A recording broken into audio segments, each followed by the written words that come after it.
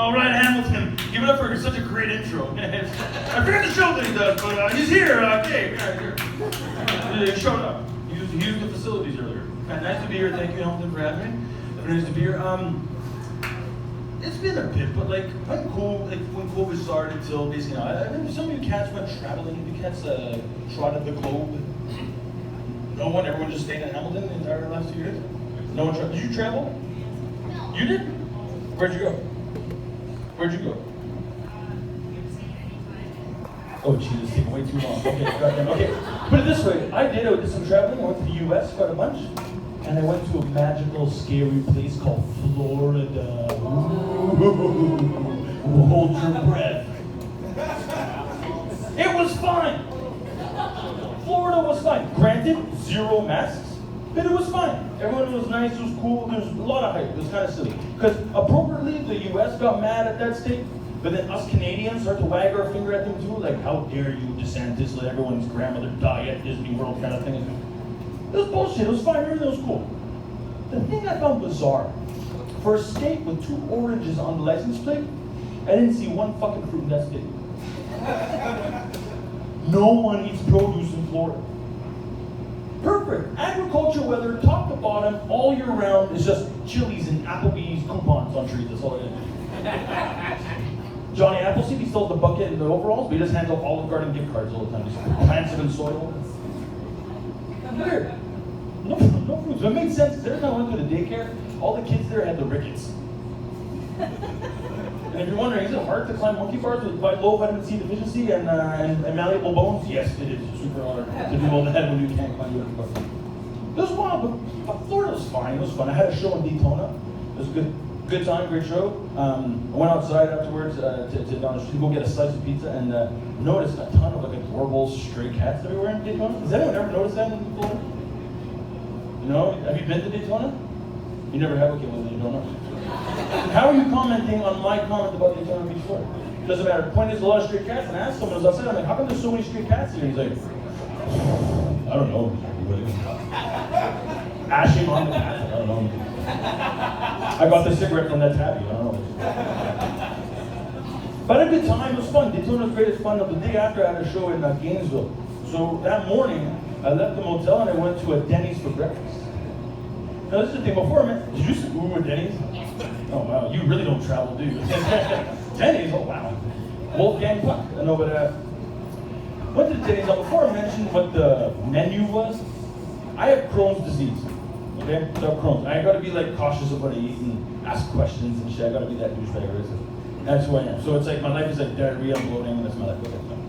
So I get to the Denny's and the waitress is very nice. She seats me at this table and she gives me the menu, explains to me the menu. Now she tells me one of the meals. She's like, here you have a couple of options. You have an option of toast, pancakes, and waffles. First off, when did toast climb up the social ladder to be on par with pancakes and waffles? Who's doing the PR for toast? Who's calling it? We all agree that toast is like aggressively warm bread. Since when is that equivalent to a delicious fluffy pancake? Who's calling the shots? The CDC? What is this? It's weird. So she told me those options. And I told her like these sound delicious, but do you have any other options that are less carbs? You have less carbs. It had to be like that. You have less carbs. Without skipping a beat, she looks at me and she goes, "Oh, why? You healthy?" With all the sass about 49 Madina movies in one statement right there. I was expecting Madina to come out of the kitchen like, you know what I mean? It was wild. I mean, look, I think we all agree that we dealt with like, you know, spicy servers and sassy bartenders and shit, but like I never felt like I was getting challenged by one. Let alone potentially being scolded. Like I felt like I was getting scolded by a black TV mom from the 90s. Like on Viv, but like on Viv 1. Like the first one, not the light skin on Viv, she would have let me go once in the first one. It was wild. So I told her I'm sorry, went back to her house, I mowed her lawn, and went back to Denny's and ordered 17 flapjacks. That's what I did. That's what I had to do to appease the monster that was that the waitress. So as I left Daytona Beach, Florida, I had the belly full of Republican governor's breakfast. But I felt as sick as a Democratic art teacher who voted for Hillary in 2016. That's who I am now. Topical guy with shorts. Some comics say don't do comedy in shorts because it's distracting.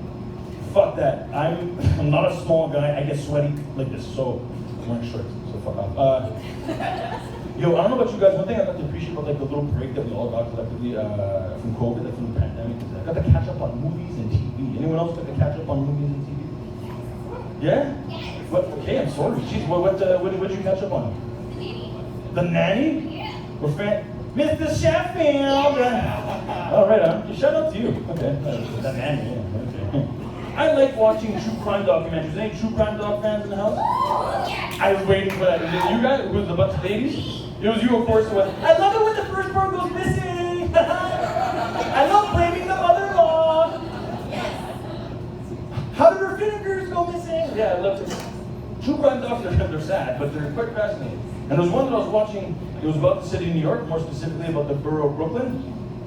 And in the episode, there's coverage of all the news outlets for this child abduction, good old-fashioned child abduction, and everyone's favorite. And news coverage, and within the montage, there's headlines of local papers. And one of the headlines read, 2 tots abducted in Brooklyn. Tots. You know what tots are? Not that, I do this on guys, tater tot, man, I eat hot dogs. Not the shit that you have at a birthday party when you're 8. I'm talking about like a tot, like a term of endearment for a small, adorable child. Right, a tot. But it's attached to a grisly, heinous crime. It's a weird combination of things, of energy. It's weird. It's like having a news headline like, up next, 3 cutie patooties found drowned outside of Grand Rapids, Michigan. Up next, after the parade, 4 munchkins beheaded outside of St. Louis. It's weird. It's like if like Sesame Street was directed by like David Lynch. Today's episode is brought to you by the letter L for loss. Because all those kids are now gone. And slime just drips from the skin. You like that one? Yeah. You enjoy it? Are you wearing a sweater? Yeah. I want to take off my shorts, I'm hot. Like, and you're wearing a sweater. Are you going to rake leaves later? What the hell's going on? Probably, yeah. All right. Right on. Any else? I just became single about a month ago. And it stinks. I hate it. Sucks. Sucks. Do you think it sucks? Is that your boyfriend?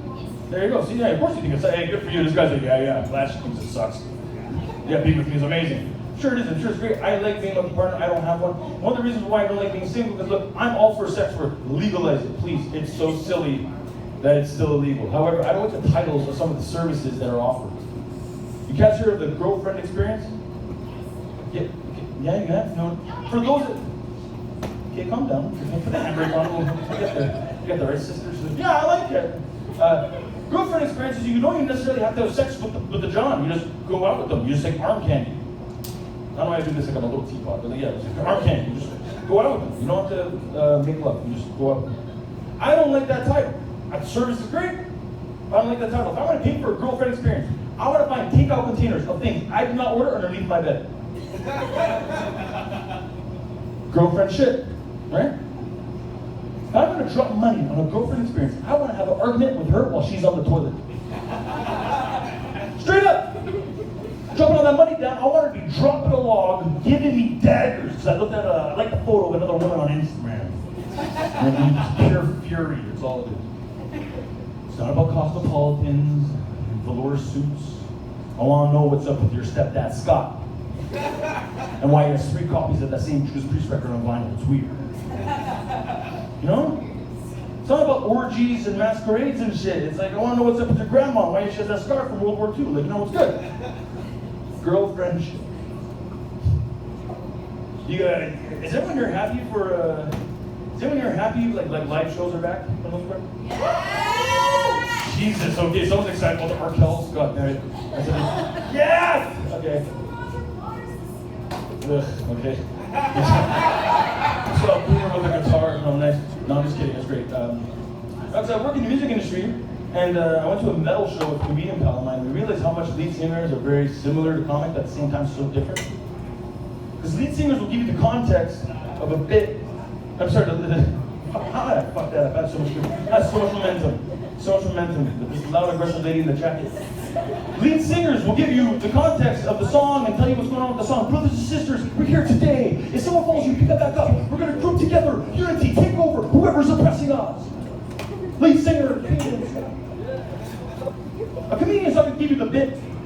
the bit before he tells you the joke at all.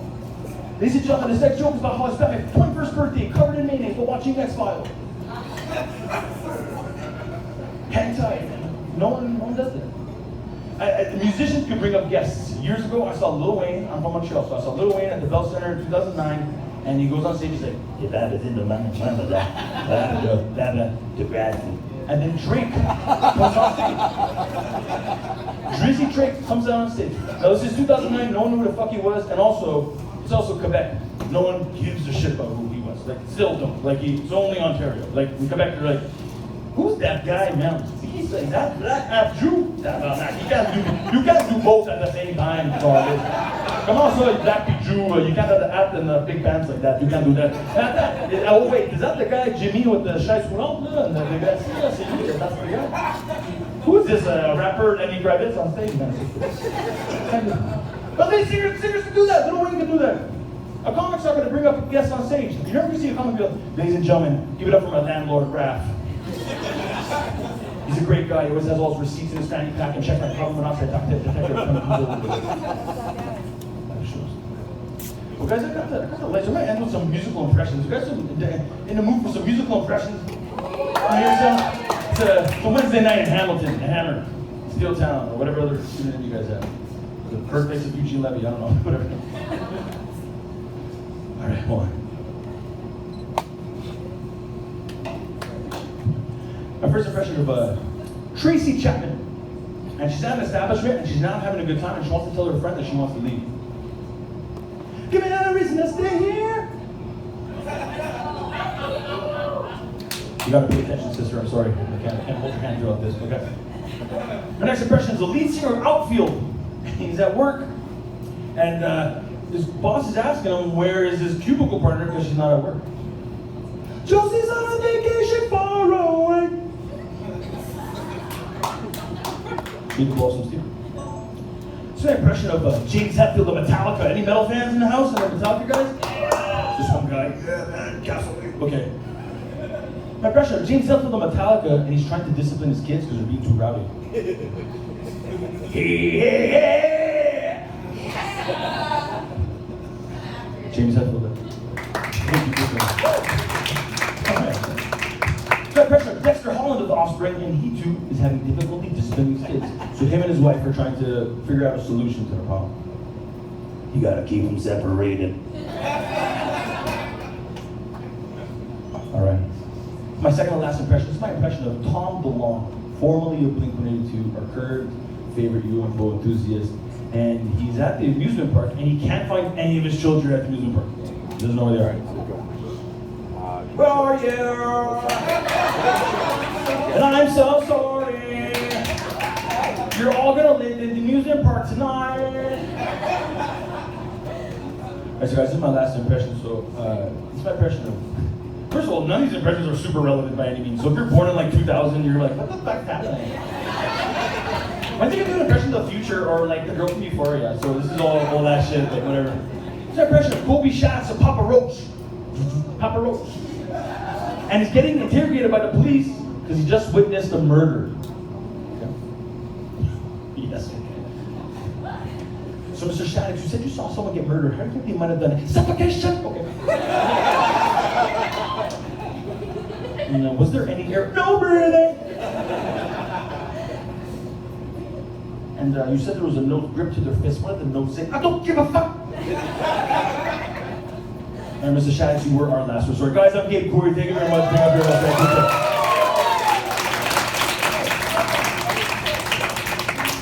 Gabe Koury, everybody, I'm here! Next week, he's going to come and do impressions from the 2010 That's your show for tonight. If you're not paying your bill, please